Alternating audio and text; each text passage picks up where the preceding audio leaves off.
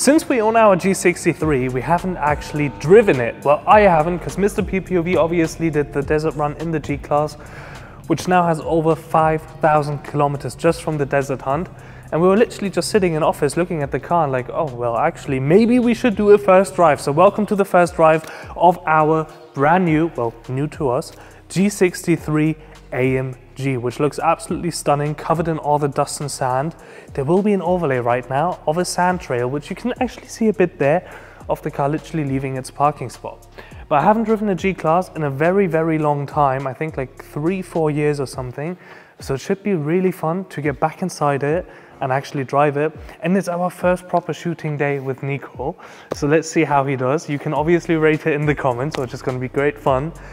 So let's jump in the car and get started.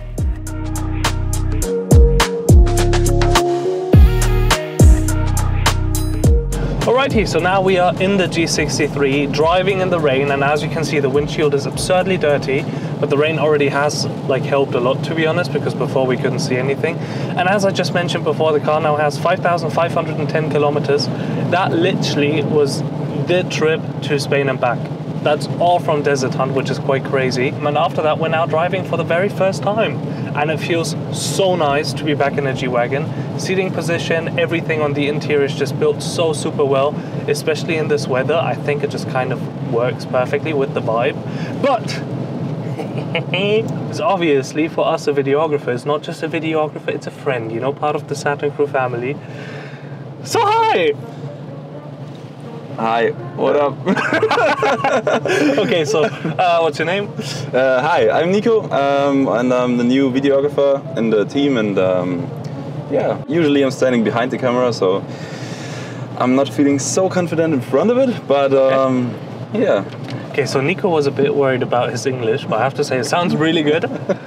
There's a lot of people I filmed with where it was like way harder to like communicate, which so is thank you for this compliment. No worries, my friend, no worries.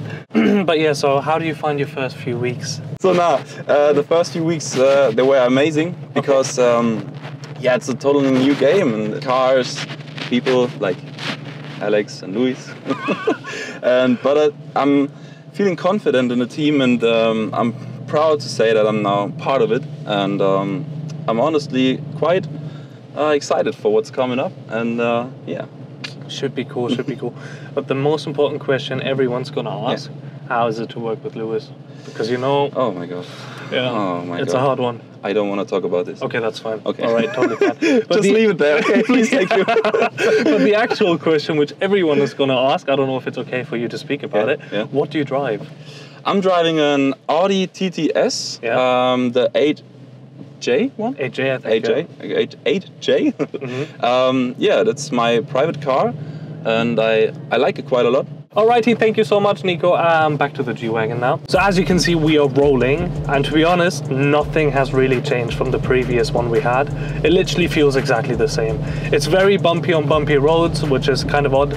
But the cool thing is we still have the roof tint from Kido on the car, and you can't really feel it at all, which is nice. There's a lot of stuff still flying around like these, which are the controls for the extra lights, which we need to sort out, and we obviously need to sort out what we're going to do build-wise on the car. Do you think we should go something like Brabus, Top Car, or should we go like full off-road build? Wow, I like the full off-road build. Yeah, right? Yeah. Quite an off-road car would be amazing. So, yeah, right? Yeah. Would be useful. As you can hear, still on the stock exhaust. We have the Grail one actually in cave, which just needs to be fitted, but time-wise we weren't able to do it. But the car actually... It's okay. Yeah, it sounds good. So it sounds good. Like, keep in mind it's a G-Wagon, it's an SUV. It's not supposed to be insanely loud, I guess, compared to our old one, which was madly loud, which was basically straight piped. This is very quiet, but to be honest, driving a G-Wagon, what you want is this little grumble in the background, just like here. You just go like, blah, blah, blah, blah, blah. It just feels really nice. And I think everything in this car just feels so solid. You sit in it and you just know it's well built. Yeah. Like, you don't need to think about it. Build quality is really nice. I mean, you get in the car and you see the leather, you see the high quality steel optics, so it looks quite... It's good, right? Yeah, it's really good. We talked about it like 10 minutes ago. Yeah. It's quite... small. Yeah. On the inside, for anyone who hasn't been in a G-Class, like the car is quite big, but once you get in the interior, it's very small. Yeah. Like it's quite snug in here, which is nothing bad, but you just expect it to be a lot bigger, especially the back row. When you sit there, there's not a lot of space. So it's not like, let's say, the perfect family car. I think if you get like a GLE or something, there's a lot more space, or like a Aston Martin DBX 707, way bigger on the inside, way bigger. But that really doesn't matter with the G-Wagon, because what you have with the G-Wagon is this. It's just the best thing. Oh my god, the sound. It's literally a shotgun. Locking and unlocking car is like my favorite thing about the car. Like this makes a G-Wagon. I like car doors more when you step in and you smash the door. You probably have. No, that really is proper cool. But driving wise, G-Wagon, obviously, it's not too direct, it's not too bad if you think about it. It's literally a shoebox. We all know the engine, 4-litre V8 from Mercedes, pushing 585 horsepower, which is not too bad, and I think a 0 to 60 time of 4.5 seconds. We're just going to turn around here and actually accelerate once. I'm not sure how smart it is regarding the tent on the roof. I'm just going to open this in case something moves. I mean, it won't help, but... Should I put my... Oh, wait. Oh, we got traction issues. It sounds quite cool though. Holy. It's not slow. No. Can you... Oh, it's difficult to hold the camera when you accelerate. Really? Yeah. Oh, it's very slippery. I'm surprised by that. And it's so weird because there's like shadows on here, so it feels like it's falling, but it's actually not. Okay, I like that. I actually like that a lot. You don't really feel the roof tent, which is great. But I think we actually need to jump outside because I have to tell you guys something very important. Alrighty guys, I need to thank today's sponsor, which is NordVPN, and I'm gonna tell you why you should definitely use this beautiful code for NordVPN and get it yourself.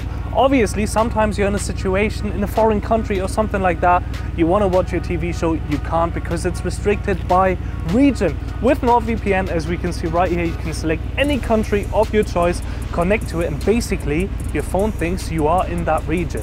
For a lot of things, that is absolutely great. Let's say you want to spec a car just like the G63 AMG, there's different spec options to any region. So if you're in the US and you go on the US website, you can configure a G-Class differently to when you're in Germany. So NordVPN really helps with that. So you can basically just log into Germany, configure your G-Class just the way you want to. Or for example, also Formula 1 nowadays, it's so hard to watch it because you have to pay so much money for different services. But with NordVPN again, you can, for example, just log into Austria and watch it for free, which is absolutely phenomenal. So make sure to use the code, try it out. We use it on a daily basis. Thank you so much for supporting this video, and let's continue. Obviously being outside now, actually seeing the car half clean right now, which is quite nice, because I do have to say I really like the color. I think it suits the G-Wagon super well. Maybe we should kind of make these gold as well. I'm not sure. They are PPF'd at the moment, so nothing actually happens to the car. But what I just realized, if you could just follow me, is that there's a lot of sand running down everywhere. So this is literally desert, which is quite cool. So in this very German forest, we are adding some desert, which I really like and which is quite cool. But Nico, I think for once you literally need to stand right here, okay? You got your mic? Yeah. You see there's a little light down there, right? Yeah, under the license plate. You don't expect a lot of light from it, right? No. Stand right behind it. Okay. Like literally right behind it, okay? Okay. Whoa, ow. Whoa, okay, that's bright. Crazy, right? That's bright. If you think about the fact that it's literally just on the back, like, I don't know if you can tell, but this is like, you can't look into it. You see it in the camera. Yeah, but it's actually really practical if you're on the German Autobahn or something and someone's behind you tailgating, getting really close, you just flash them away. So that's absolutely beautiful. But I think it's time to actually jump into the car one.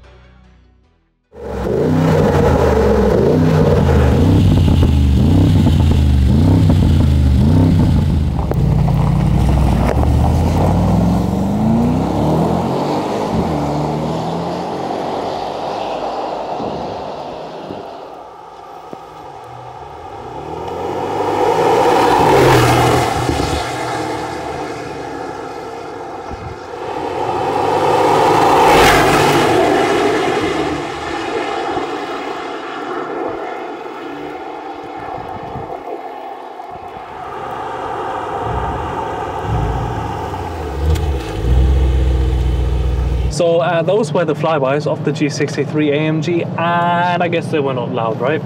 No. Yeah, life of OPF, which is really disappointing. But again, we got the Grail exhaust ready to go, but I have to say, a G-Class is always surprisingly fast if you think about the car, if you think about what it actually is, the original, let's say, Geländewagen. So for that fact, it is decently quick, and as you guys know, this is not the hybrid one, which I'm extremely happy about. But I think we need to do one more thing. Obviously, it doesn't make sense to perfectly wash the car right now because it's raining. Yeah. But I think maybe it would actually make sense to quickly pressure wash some of the sand down. So I think that's what we should probably do. Yeah, that's a good idea. Yeah. Yeah. See, good thing about G-Wagon. Oh, you do feel when it goes down on the side, you feel the weight of the tent, not gonna lie. Yeah. The car is just gonna whoop. Alrighty, we are at the wash place. Let's quickly rinse it down a bit. So it's actually gonna be a second car porn. You ready for wash porn? Yeah, of course. Okay, let's do it.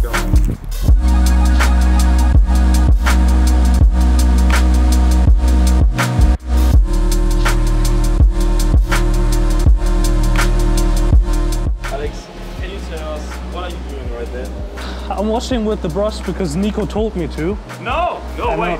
I'm really actually enjoying it because it's so easy. So basically the car's wrapped. Nothing can happen to anyone already crying in the comments. It's a G-Wagon. If it goes off-road, it can take a little brush.